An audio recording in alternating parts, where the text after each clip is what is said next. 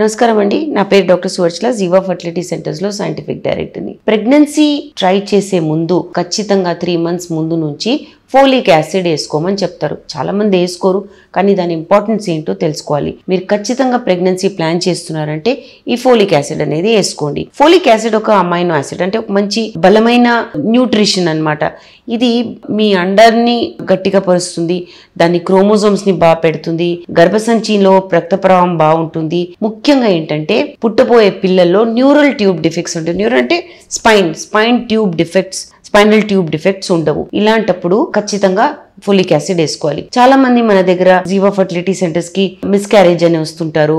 ఇలాంటప్పుడు వాళ్ళ హిస్టరీ చూస్తే ఫోలిక్ యాసిడ్ లేదని తెలుస్తుంది. ఫోలిక్ యాసిడ్ పెట్టి న్యాచురల్ గా ట్రై చేసిన ప్రెగ్నెన్సీ వచ్చే వాళ్ళు ఉంటారనమాట. సో ఫోలిక్ యాసిడ్ చాలా ఇంపార్టెంట్. ఇది సప్లిమెంట్ లాగా తీసుకోవచ్చు. మీరు ఆహారంలో కూడా ఆకుకూరలు, నాన్ వెజిటేరియన్ ఉంటే నాన్ వెజిటేరియన్ ఇవన్నీ ఇంక్లూడ్ చేస్తే కూడా మీకు ఫోలిక్ యాసిడ్ ఫోలేట్ రూపంలో దొరుకుతుంది. కానీ సప్లిమెంట్స్ అనేవి తప్పకుండా తీసుకోండి.